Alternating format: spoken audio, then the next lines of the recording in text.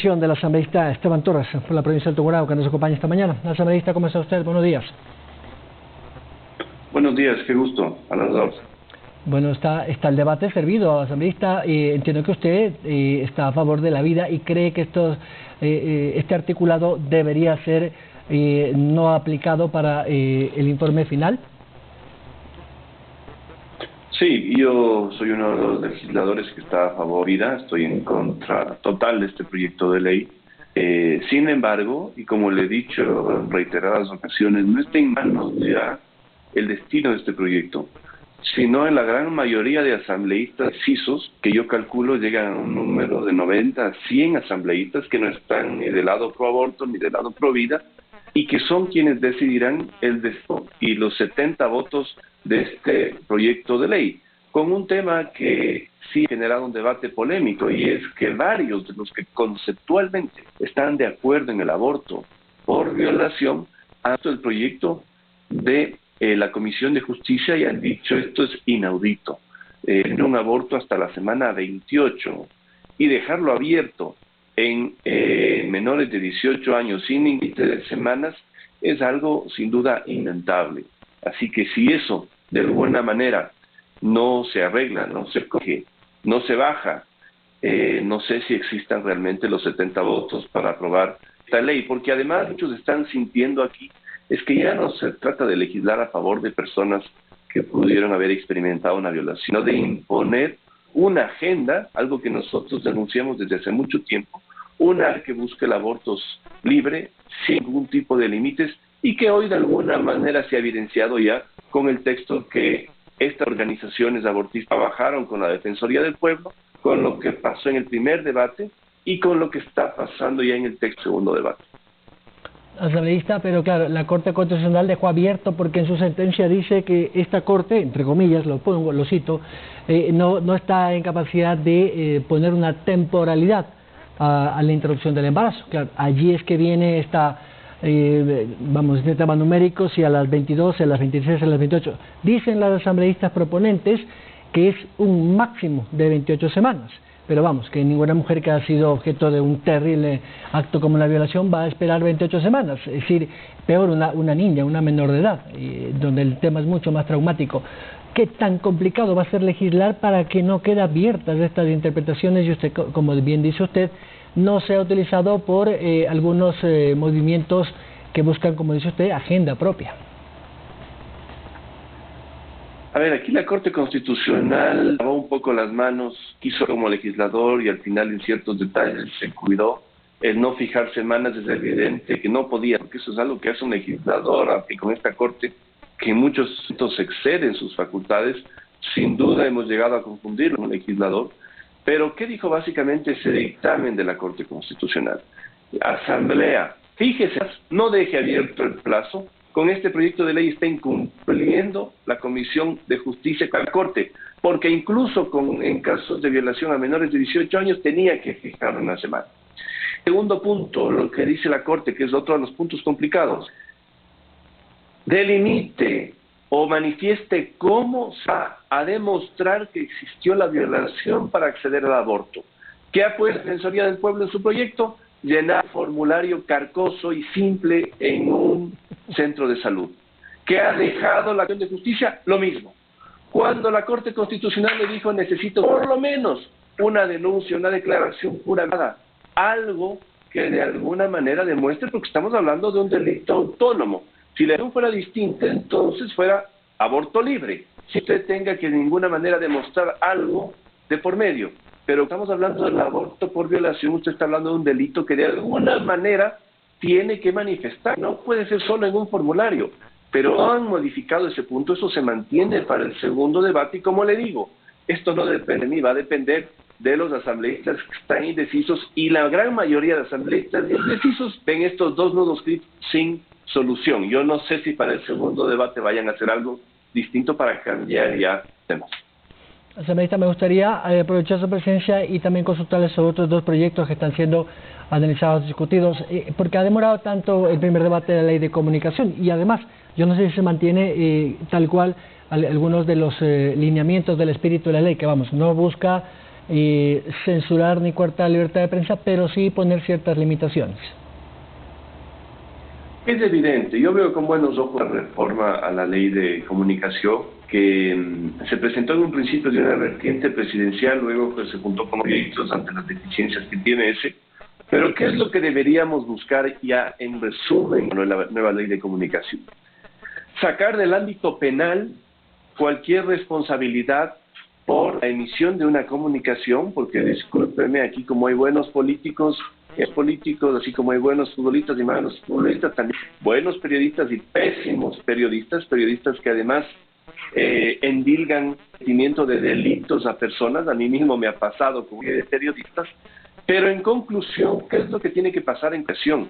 Dejar latente la responsabilidad civil por comunicación y eliminar cualquier responsabilidad penal, cárcel o como sea. Es un poco la que existe en Inglaterra, que la legislación que más ha avanzado en el tema de libertad de comunicación y donde usted verá que los periódicos tienen total libertad para decir lo que quieran, pero en ciertos casos, y acá con la duquesa de Cambridge, con esta duquesa que ahora vive en Estados Unidos, acaba de ganarle un juicio a un medio de comunicación por las mentiras, lo cual le representa una indemnización civil, pero jamás algo penal.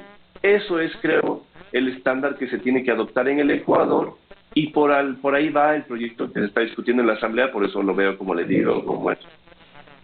Otro de los temas que también ha sido conocido por los legisladores y entiendo será también ya puesto al debate final del Pleno es esa ley que gestiona la pandemia, pero dicen algunos que se puede extralimitar y vulnerar ciertos derechos, sobre todo si es que se le da al COE esa potestad para gestionar de manera un poco más digamos controladora de ciertos temas que ahora son simplemente exhortos. ¿Cómo ve usted ese espíritu de la ley?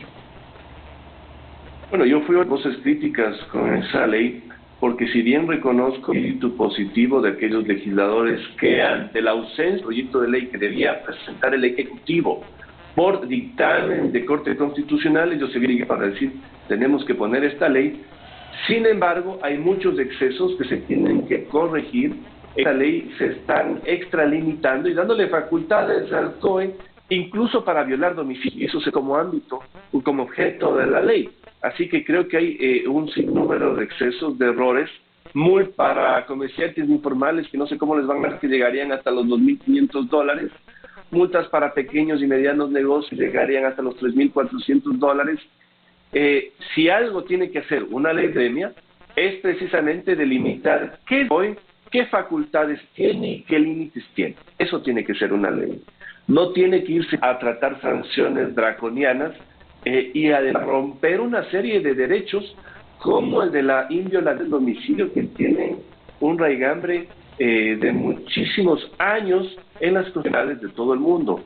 Si algo decía la Corte Constitucional que debía legislarse, es la libertad de tránsito y de reunión, y el pedido que hace el Ejecutivo a raíz de una serie de decretos de excepción que tuvieron un control constitucional. Pero como le digo, tengamos una ley que limite qué pueden hacer las autoridades, pero no les demos facultades draconianas para que hagan suyas y la hagan de forma equivocada como la han venido haciendo hasta ahora. Asambleísta, me gustaría también consultarle su criterio particular, porque sé que usted tiene también su postura, sobre esto que muchos colectivos animalistas y defensores de los animales intentan bloquear la posibilidad de que quienes gustan de la tauromaquia y la cultura de los toros, respecto a los toros, sea erradicado y eliminado de forma total. Ayer la Corte Constitucional estaba precisamente analizando una acción presentada por ellos. No se conoce aún cuál va a ser el dictamen, pero lo que busca este colectivo es eso, cerrar y limitar 100% la actividad taurina que existe, por ejemplo, en La Tacunga, en Tungurahua, etcétera, etcétera. ¿Ve usted ahí una agenda muy extremista de estos defensores de los animales, con el respeto que se merecen, por supuesto? A ver, yo creo que cada quien pelea aquí porque me parece que hay antitaurinos que en su lógica evidentemente pelean porque no hay un tono. Me parece normal en democracia. Esto está en manos del Constitucional, como usted sabe, hay una serie de decisiones que se pueden tomar de lado y lado, por acciones de lado y lado. Lo que está en el no, evidentemente, es un pronunciamiento popular. Así que, por ejemplo, en aquellos cantones, por ejemplo, Ambato, La Tacunga, donde triunfó la Feria de los Toros, evidentemente es muy difícil hacer en contra. Y lo mismo son las otras personas del otro lado, en aquellos cantones donde perdió esta opción de los toros. Habrá que ver qué pasa con la Corte Constitucional. Creo que tiene que adoptar una medida dentro de la Constitución. Aquí hay un gran argumento que significa que no se pueden limitar derechos de minorías por consultas populares. Ese es un poco el condumio que tiene una acción que se ha presentado en la Corte parte del lado taurino para dividir o que vuelvan los espectáculos taurinos especialmente a la capital del Ecuador. Habrá que ver ya que pase la decisión de la Corte. Yo soy respetuoso, tampoco tengo muchas esperanzas de lado y lado, pero como luego ha habido también un pronunciamiento popular para que en ciertos cantones se celebre la taurina y todas las leyes. Finalizo con una pregunta de coyuntura, asambleísta, y es que la Embajada de los Estados Unidos le ha retirado visas a un grupo de jueces presuntamente corruptos. No se sabe ni cuántos, ni dónde son, ni quiénes son. Y esto se suma también a los generales. ¿Cree usted que la corrupción ha topado ya instancias tan altas como la policía o el propio sistema judicial? A ver, si usted revisa los antecedentes históricos de un retiro de visas por parte de los Estados Unidos, no son retiros inocentes o antojadizos o vengativos, parten siempre de unas investigaciones muy serias, y que aquí se estén retirando a jueces, a policías, a una serie de actores públicos, se ocupa. Y yo creo que lo que tenemos que hacer acá es evidentemente pedir lo antes posible, si no es la información, parte de la información que ha servido para retirar estas visas, porque si tenemos narcojueces, si tenemos policías, tenemos que expulsarlos inmediatamente ya de el Estado. No es posible que haya esa contaminación que se ha dado en otros países de la región ya a organismos del Estado, y nosotros tenemos que pelear por sacarlos lo antes posible. Retirar una visa no es algo analizo, es algo complejo y es una decisión soberana, por supuesto, de los Estados Unidos, pero muy seria. Muy seria. Asambleísta, estoy con el tiempo, pero le quiero agradecer, muy gentil. Gracias también, Soledad. El asambleísta Esteban Torres.